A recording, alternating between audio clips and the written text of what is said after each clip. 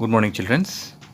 In the last class, we have discussed about the second law of motion and deduced the formula that force is equals to mass multiplied by acceleration. So that is F is equals to ma, and the SI unit of force is Newton.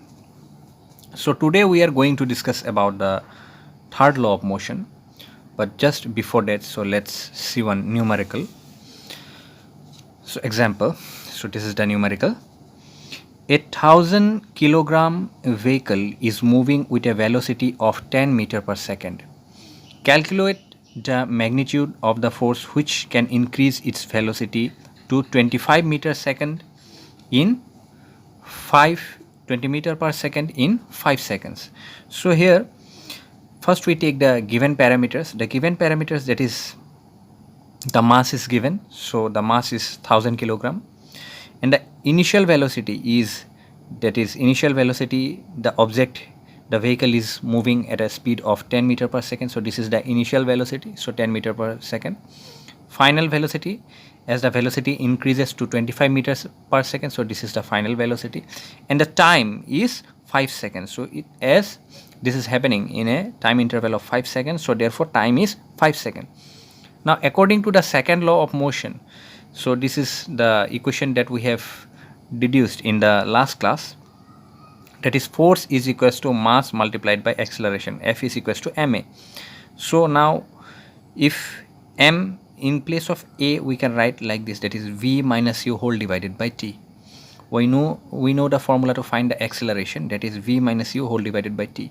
So we already know the value of v is 25 and the value of u is 10. So therefore we substitute the values, that is 25 minus 10, and the value of t is 5 and m is 1000. So after calculation we get 3000 Newton. So this is the answer. So the answer will be 3000 Newton. So now let's move to the third law of motion, so which is the most famous one among all the three laws, as almost all of you have already heard about the third law of motion.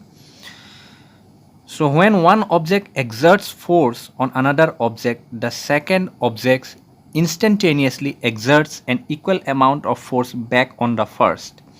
These two forces act in opposite directions. So when one object exerts a certain amount of force on the second object instantaneously exerts an equal amount of force on the first object, and these two forces act in opposite directions. That means this we can sum up or write like this, that is to every action there is an equal and opposite reaction. So this is the definition for Newton's third law of motion, or simply third law of motion. So let's understand this with an example.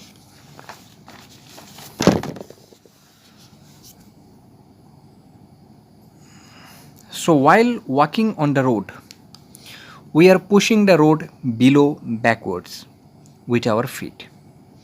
As a result of this, the road exerts an equal amount of force on our feet from the opposite directions, which help us to move forward. So while we walk on a road, we push the road backward with a certain amount of force with our feet. As a result, the road is also exerting an equal amount of force on our feet from the opposite directions, and actually this helps us to move forward, and this is the reason that we can walk or move forward on a road. The next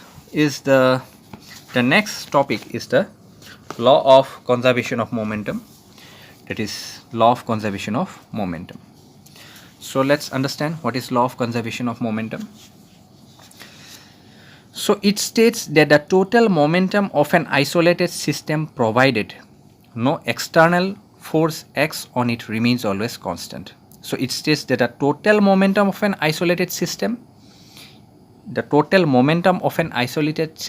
if no external force is acting on it, then it is always constant. So let's understand this with an experimentation. So let us consider two balls A and B. So we are considering two balls, that is ball A. So this is the ball A and this is the ball B. So both are moving in the same direction with certain amount of velocities, that is ball A whose mass is ma is moving with a velocity of ua, and a ball b whose mass is mb is moving with a velocity of ub. Now, if the speed of the ball A is little bit greater than the speed of the ball B, then obviously it will come and collide on the back of ball B. As a result, this ball A will exert a force on the ball B, so which we denote by F of AB. And similarly, as a reaction, ball B will also exert an equal amount of force on ball A, that we denote by F of BA. So after the collision, so this is the collision, this is the condition that is before collision, and this is the conditions which is after collision. This is the condition during collision. Then after the collision, what will happen? Then again the ball will start moving, but now with different velocities. The velocities will change. Suppose the earlier the ball A is moving little bit faster than the ball B, then now the velocity of ball A becomes slower, little bit slower. And the earlier the ball B is moving slower than the ball A, then after the collision, the velocity of the ball B it's more than the velocity of A, little bit more than the velocity of the ball A. So this we have written here. The same things we have written here, that is, let us consider the balls A and B of mass ma and mb respectively traveling in a straight line in same direction. So let the balls be moving with the velocities ua and ub such that ua is greater than ub. So here the velocity of this first ball must be more than the second ball, then only it will come and collide with the second ball.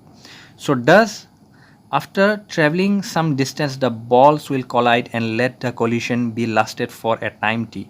So they will collide and they will move together for a small fraction of time, say time t, and after that they will again separate, but this times the velocities becomes different. That is, the ball earlier, which is the ball A which is moving with a velocity of ua, it becomes va, and the ball which is moving earlier with a velocity of ub, now it becomes vv. Then the force FAB will be exerted by the ball A on B as action, and the force BA will be exerted by the ball B on A as reaction. So this will change the velocities. Let VA and VB be the velocities of the ball A and B respectively after collision. Thus, momentum of A before collision. So hence we can calculate the momentum of A before collision. So we already know the formula to find the momentum, that is mass multiplied by velocity. So earlier the ball is moving with a velocity of, ua and its mass is ma. So therefore before collision the momentum of ball A will be ma ua. So ma multiplied by ua, so that is ma ua. And the momentum for the ball A after collision, and after the same ball after collision, the mass remains same, that is the mass is constant, so that is ma, but now the velocity has changed to va. So therefore after the collision the velocity becomes va, so therefore the momentum is ma multiplied by va, so that is ma va. So therefore the rate of change of momentum of A, so this is the condition, this is the momentum before collision and this is the momentum after collision. So therefore the rate of change of momentum, since the term rate is there, so we need to divide it by t. So therefore the rate of change of momentum, so we need to subtract the momentum, that is ma va minus ma ua. So if we take ma as common, so it will be va minus ua whole divided by t is equals to FAB. So this is the action. As we have already discussed that the action is performed by the ball A upon B. So this is action, and the ball B performs a reaction upon ball A. So similarly the rate of change of momentum for B, so similarly the B also offers a reaction on ball A. So therefore if we take MB as a common, it will be VB minus UB whole divided by T is equals to F of BA. So this is the reaction. Now according to the third law action is equals a reaction. So according to the third law of motion, action equals a reaction. So therefore f of AB equals minus f of BA. So why we have written the minus f of BA?